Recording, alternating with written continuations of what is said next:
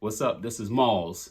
It's Monday. Y'all know what it is. A new episode of The Breakdown. The Breakdown is my show where I deconstruct the songs from my new album called A Subtle Reminder, produced by Sharp Cuts that I released this year. I am breaking down the lyrics. I am giving you the backstory, some of the inspiration behind the songs and behind the scenes looks. Subtle Reminder is still available. You can get it anywhere you get your music. True supporters, you want to go through malls.bandcamp.com. I will have the link in the description below. I do still have CDs available, so you can get a CD equipped with liner notes, a handwritten letter. I might throw in some other goodies, and getting it from Bandcamp, you'll get some other behind the scenes video of creating the album, some live footage as well. So be sure to cop that. This week, we are going to analyze the song Hampton Inn. A bad man dealt a bad hand. Still won the book with no spades like goddamn. Been dope since King Gold told us about Roxanne. So Hampton Inn was a song that was written in January 2022. Actually, if you go back to my One to Grow On breakdown, the second verse was written on New Year's Eve 2021. The first verse for Hampton Inn was written New Year's Day 2022. So this verse was written the day after the second verse from One to Grow On. I chose the beat because I'm not going to give away the samples, even though I'm pretty sure Sharp doesn't care.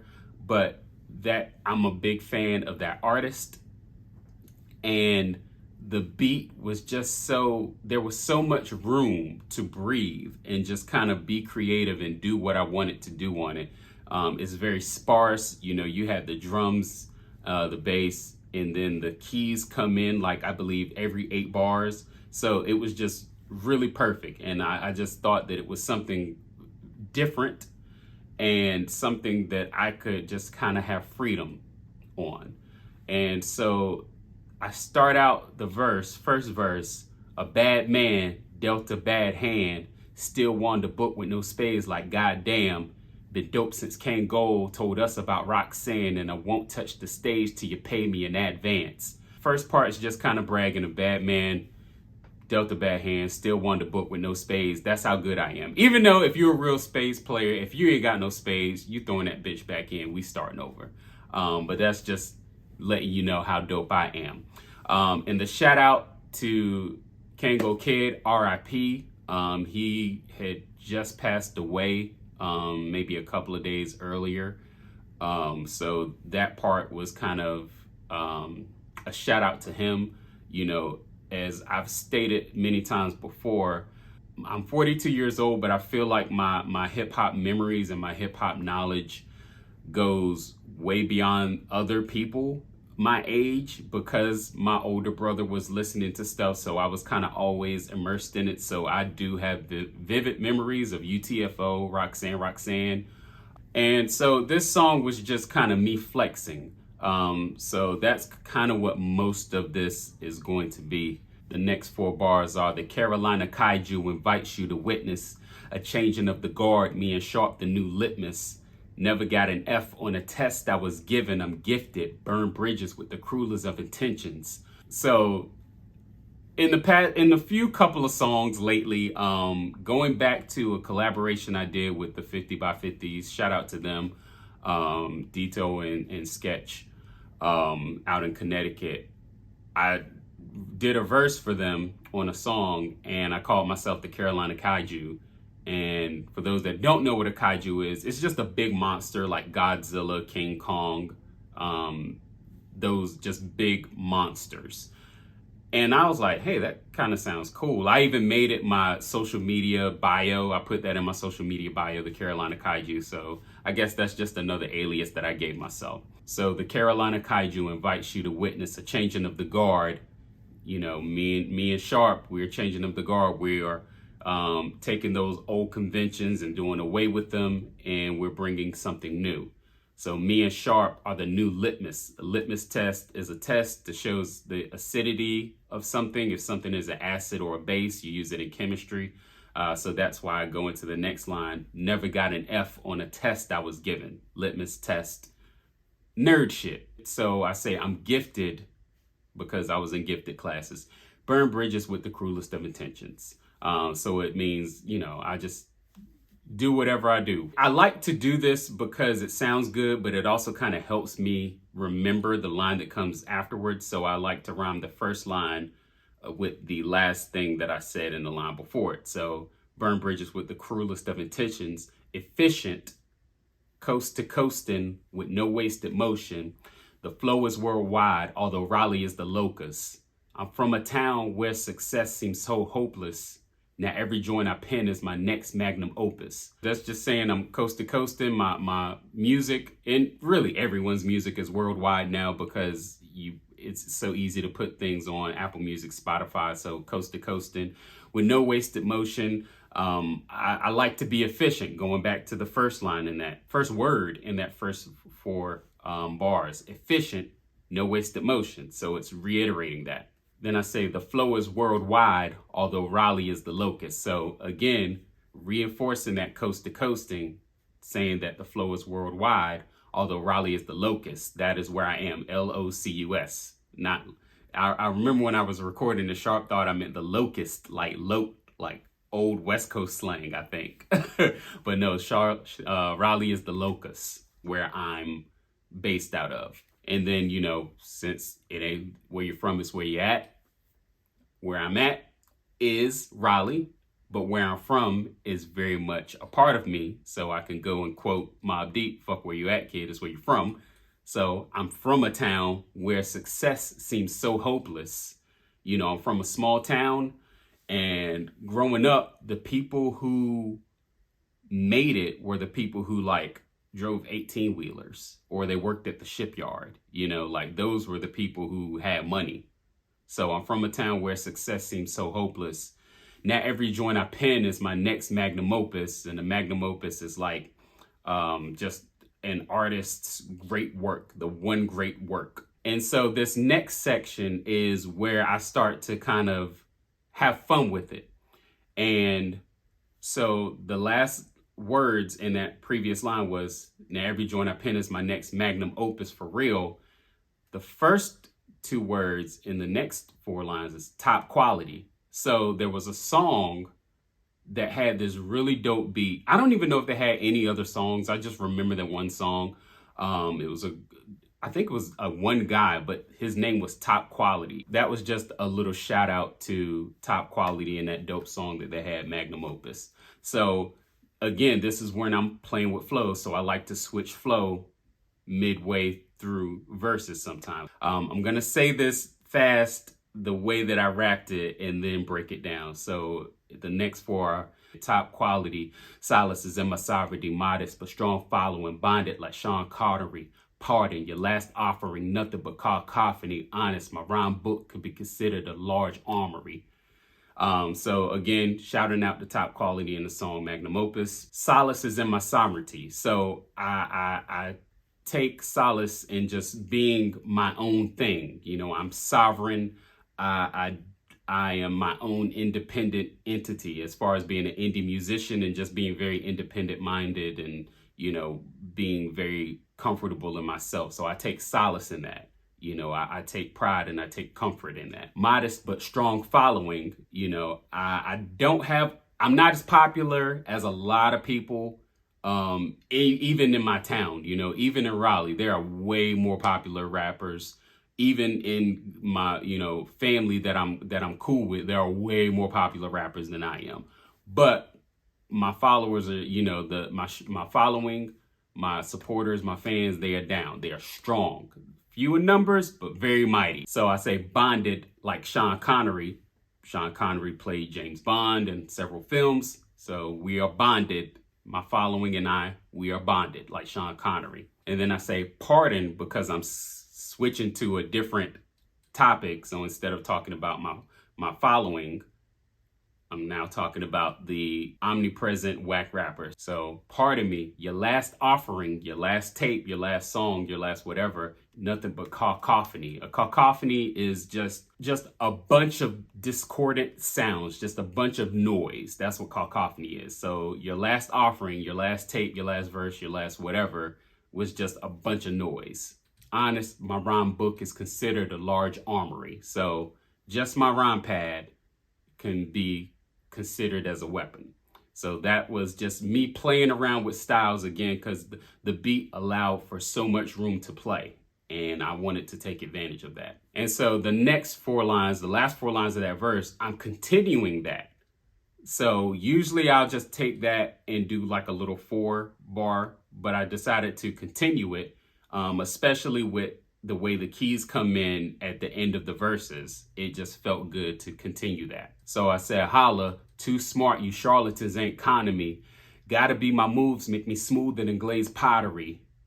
Fathered many styles, you can't copy me properly. My heart's beyond belief, and that's putting it modestly. So again, I'm saying I'm too smart for these fake guys, these snake oil salesmen, these guys that are charlatans. You know, in being an indie musician and being in the music industry, there are a lot of people who like to portray something that they are not and try to con people, you know, whether it be for Spotify listens, whether it be for followers, whether it be those Afton shows. I don't know if that's still a thing, but, you know, there's a lot of con men out there. So these charlatans, they're not conning me. Then I say, gotta be my mood, makes me smoother than glazed pottery. So once the pottery gets out the kiln, and it has that glaze on it, it's real smooth to the touch. So I just thought that was a fly line to put in. Fathered many styles, you can't copy me properly. My heart is beyond belief, and that's putting it modestly. So, you know, I like to think a lot of people have changed up things after either seeing me perform or hearing me rhyme or being in the booth with me or whatever. I've seen it. I fathered many styles. So, but just like Grand Poopa used to say, you know, some try to copy, but they just can't sketch it. And then I ended with my heart's beyond belief. My heart, you know, I got a lot of heart, and that's putting it modestly. And so then comes the chorus. Now, I like to have DJs on all my albums on at least one song. I've had, you know, me, Mark. I've had, you know, just other DJs, DJ Jet, DJ Mike C, you know, a lot of different DJs on my songs.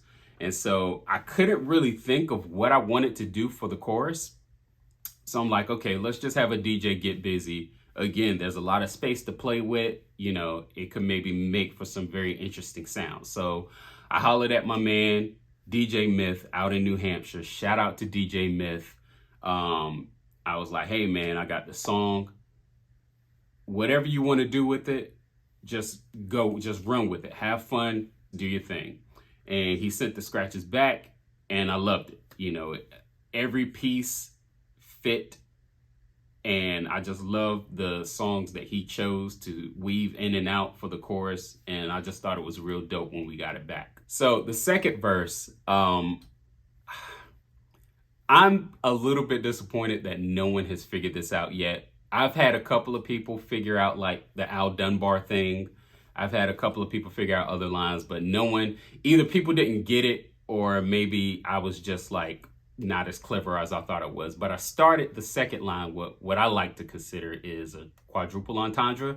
So I say, middle name Raheem, the style's furious, a message to them boys in the hood and those curious. So my middle name is Raheem. So I said, middle name Raheem, the style's furious. Furious Styles from Boys in the Hood. Also, Raheem was a member of Grandmaster Flash and the Furious Five. So my middle name, Boys in the Hood, Grandmaster Flash and the Furious Five. And then I say a message to them boys in the hood. So the Boys, the R&B group from the 90s and 80s, had an album called Message from the Boys. A message to them boys in the hood and those curious. So the whole 4-part section is middle name Raheem, the style's furious, a message to them boys in the hood and those curious. This independent rap game ain't luxurious, a life sentence, it don't matter who the jury is. So again, it's just talking about how this indie rap life is not for the faint of heart. It's not luxurious. You are not just raking in money like crazy. It's few and far in between. At least for me, it is. And for a lot of indie musicians, I know. It's a life sentence, though. It's if you love it and this is truly your thing, you will be doing it as long as you can, and I feel like at this point, after my attempts at retiring, I feel like at this point, I'm just going to do it until I'm no longer physically able to.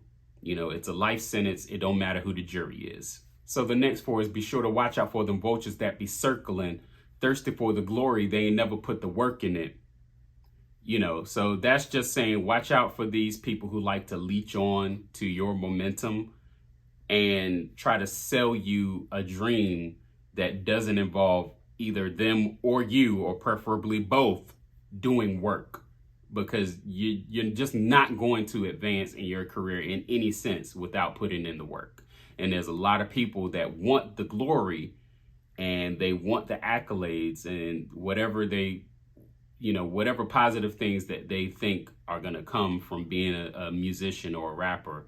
They want those, but they don't want to put the work in to get to those things. So then I say, them bird brains chirping, but I mean the merciless. You a flash in the pan who don't deserve to win.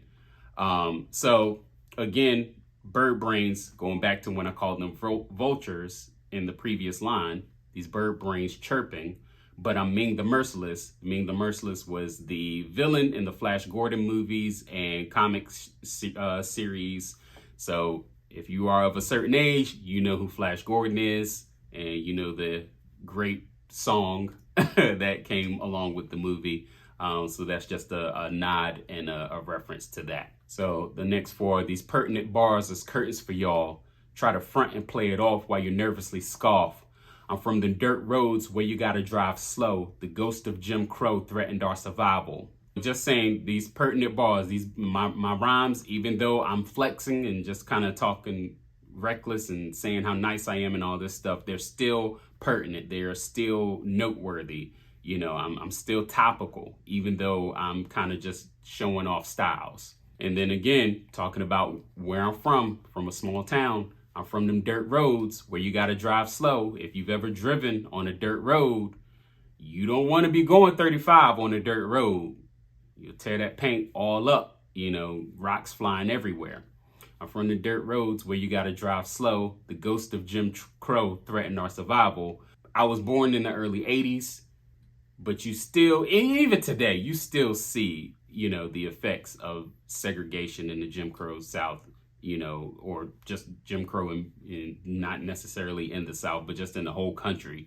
You still see effects of it. You still see the ghost of Jim Crow in a lot of things, especially when you're from such a small town that hasn't changed physically, in generations. The same old tobacco houses where they hang up and, let the tobacco dry out, that have been up since before, I was even born, are still standing, albeit run over with vines and vegetation and stuff. But there's, a lot of them are still standing. In North Carolina and in the South specifically, you still have these Confederate monuments that were put up in the 60s, so the ghost of Jim Crow threatens our survival. So I just continue on that same note with, I'm liable to mix the music with the medicine. Do it for my folks who went to schools with no accrediting. They lie and tell you that your melanin's irrelevant, and we're post-racial since we had that black president.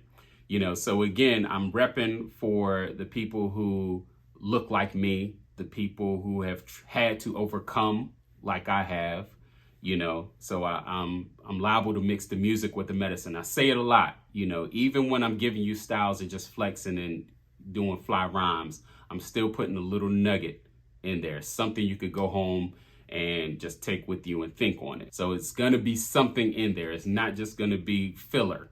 I don't do filler. So I do it for my folks who went to schools with no accrediting. So these rundown schools, growing up, my school was one of the worst schools in the state, and we were always kind of on the cusp of being taken over by the state because, what happens when schools are underfunded. Kids typically don't perform that well, you know.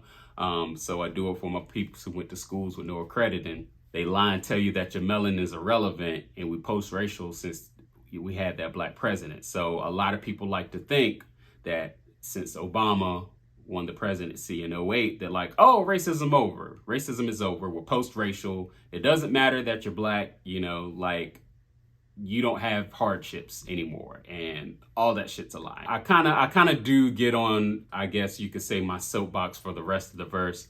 You know, they lie and tell you that your melanin is irrelevant. We post-racial since we had that black president. Fetishize our trauma. I go on like a comma. Keep swimming through the sharks and piranhas. But we all just trying to reach our own nirvana, while some of us are just trying to make it to tomorrow. Again, just kind of finishing up that little segment. You know, people like to fetishize our trauma and say, oh, you're so strong, you've been through so much, you know, and yada, yada, yada. And they treat it like it's a badge of honor, and it is, but there's a fine line in being proud of the struggle that you come from and just playing the struggle Olympics and feeling like, oh, you have to struggle. Like, I would rather not. I would rather not struggle. I would rather my people not have to go through, you know, all these years of just racism and inequality and just all this shit. You know, I would rather not. And, you know, you have these movies, you have these articles, these stories that on one hand seems like, okay, teaching those who may not get it from other means like school or books or whatever. But then you have some that it just feels like trauma porn, you know. So fetishize our trauma. I go on like a comma. And I purposely took that from Common because that was such a dope line. I just used it as like a transitional line. Keep swimming through the sharks and piranhas. So again, it's a little Finding Nemo reference. So just keep swimming. Like, no matter what's up against you, no matter what's around you, you just got to keep going towards your goal, whatever that is. And so I just felt like, okay, I've given you a good chunk of the meta. If you made it this far in the song, all right, we can wrap this up. We can go ahead and take them out with a fader. So the last two lines, you know, but we all just trying to reach our own nirvana, but some of us are just trying to make it to tomorrow. Like, no matter what you believe in, everyone is just trying to have whatever happiness means to them. We're all just trying to reach that point where we're just happy and content, you know, in this life or the afterlife, if you believe in it. And then some of us are just trying to make it to the next day. And I've been in that situation many times. You know, it's kind of a sobering thought to end on, but I just felt like it was poignant as well. And the reason why we called it Hampton Inn is because after we recorded, Sharp was like, hey, maybe we should have something go in the beginning of the song to kind of set it up. And Sharp actually found this really dope Fred Hampton quote, you know, and he thought it was very appropriate with the things that I was talking about, specifically the latter part of the second verse. So he added that in the beginning, and we still couldn't really come up with a name for it. And I don't even think I reached out to Myth yet to get the scratches done, because, you know, maybe I could use something that he put in the scratches for the chorus. And he decided, for right now, let's just call it Hampton Inn. And it was a placeholder. And the longer it stayed, the more I was like, hey, Hampton Inn works, you know. So it's a shout out to Fred Hampton as well. And that's the song, man. Shout out to Sharp Cuts, who produced the whole album, recorded it, mixed it, mastered it. Shout out to DJ Myth, who laid those wonderful, masterful, so dope cuts on it. Shout out to you for watching through the whole video, liking, following, subscribing, and all that. Once again, a subtle reminder is available anywhere you get your music online digitally. You can get it from malls.bandcamp.com. I still have CDs available where you can get CDs. You can make it a part of your life, put it in the whip, take it with you wherever you go. We see you next Monday. Peace.